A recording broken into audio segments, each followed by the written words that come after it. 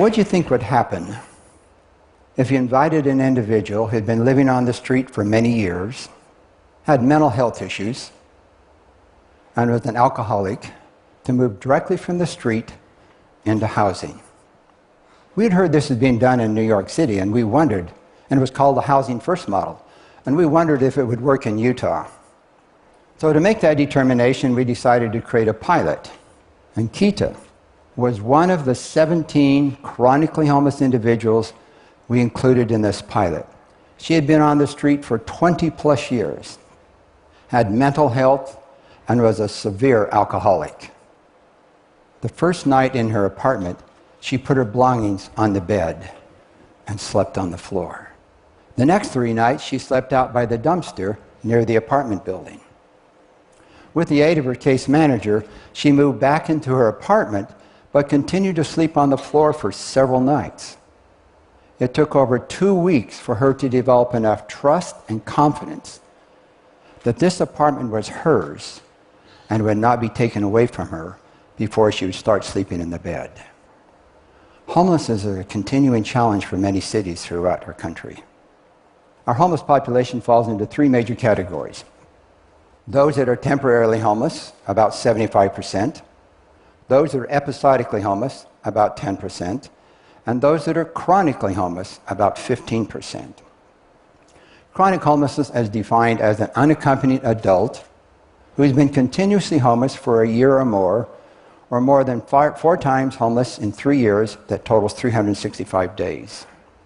This small 15% of our homeless population can consume 50 to 60% of the homeless resources available in a community. In addition, they can cost the community $20,000 to $45,000 a year per person in emergency services costs, such as EMT runs, emergency room visits, as many of you will be aware, addictions, interactions with the police, jail time. Simply put, this small population costs a lot. Based on this reality, the U.S. government began an initiative in 2003 inviting states and cities and counties to develop a plan to end chronic homelessness in a 10-year period. The state of Utah accepted this invitation, and I was asked to lead this effort. In 2005, we approved a 10-year plan, and 10 years later, in 2015, we reported a reduction in our chronic homeless population of 91% statewide.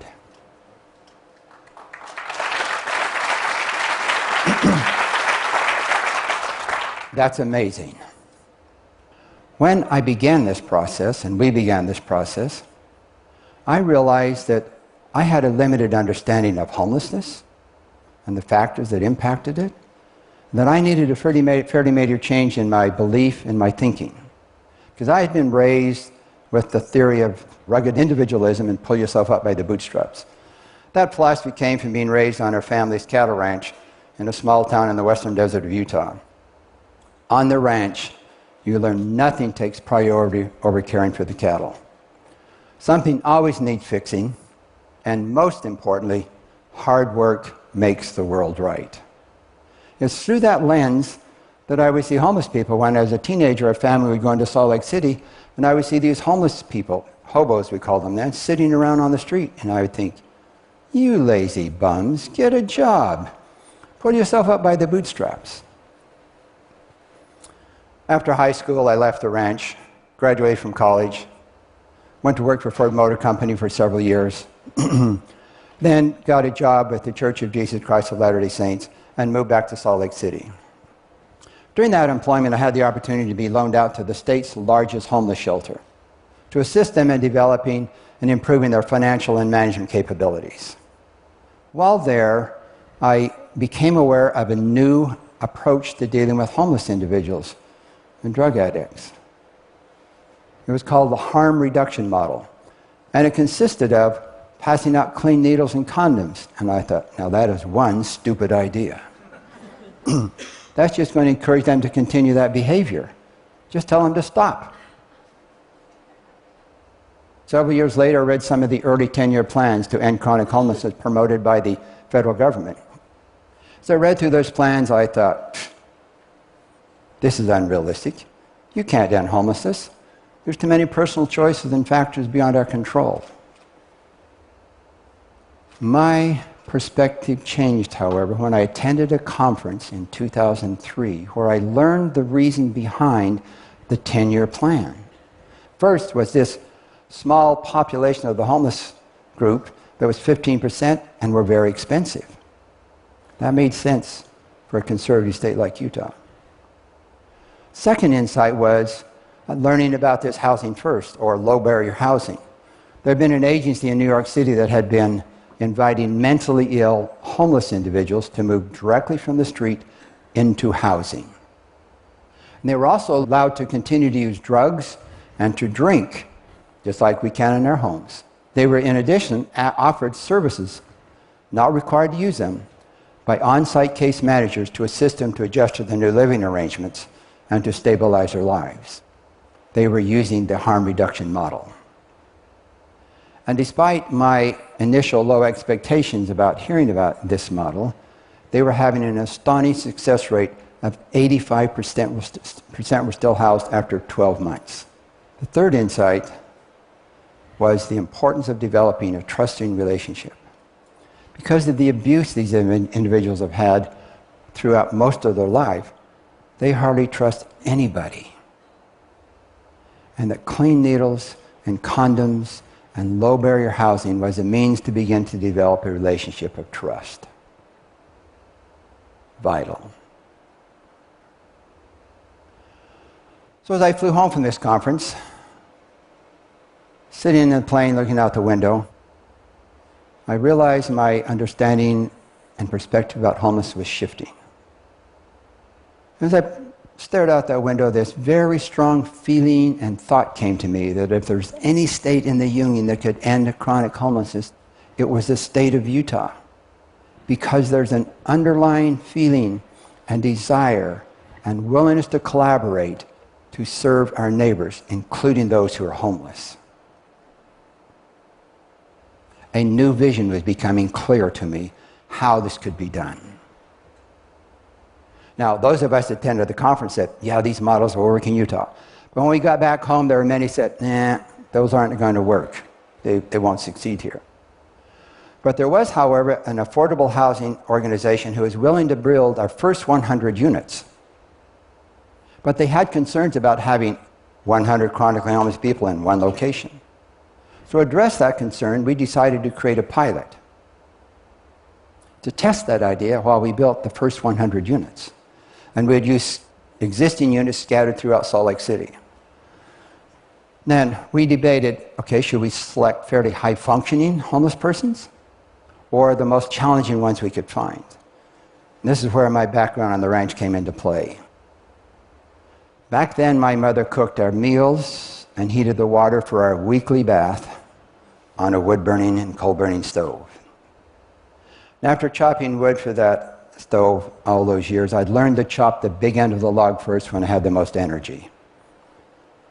We decided to use the big end of the log first approach and selected 17 of the most challenging, difficult, chronically homeless people we could find because we knew we would learn the most from them.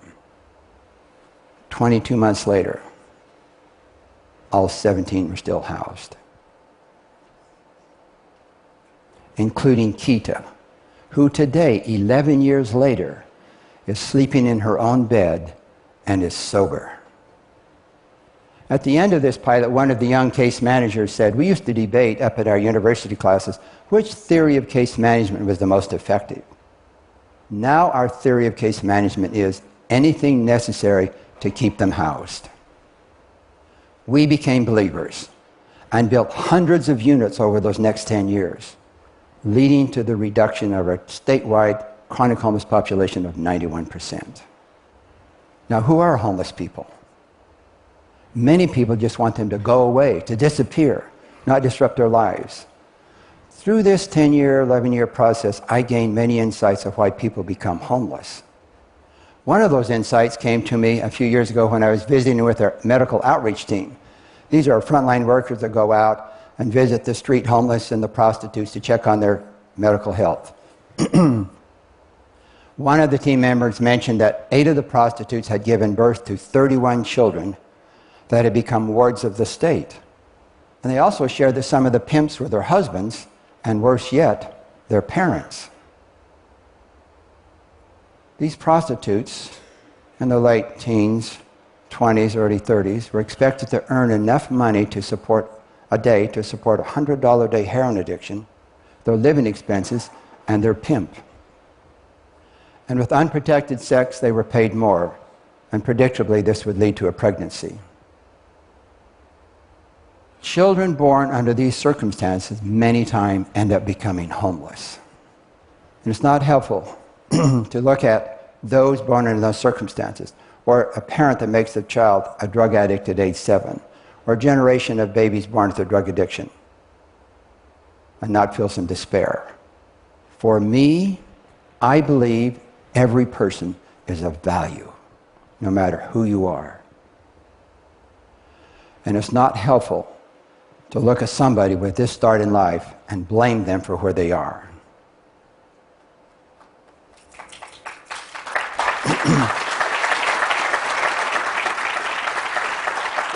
No one grows up saying, my goal in life is to become homeless. And that's the beauty of the harm reduction and housing first model. It recognizes the complexities of the different factors that can shape a human life. These models meet people where they are, not where we are, or where we think they should be. The pilot we did with our 17 taught us many lessons. When people have been living on the street for many years, moving back into housing requires lots of things to learn. And Donald taught us some of these transition lessons.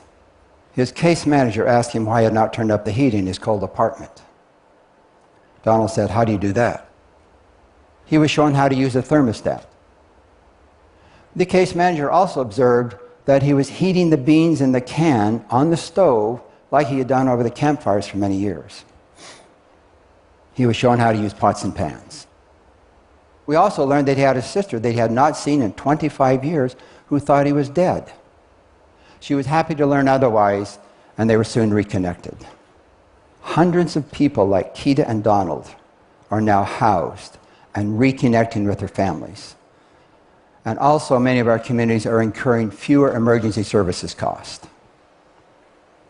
I have learned over and over again that when you listen to somebody's story with an open heart, walk in their shoes with them, you can't help but love and care for them and want to serve them. This is why I'm committed to continuing to bring hope and support to our homeless citizens, who I consider to be my brothers and sisters. Thank you.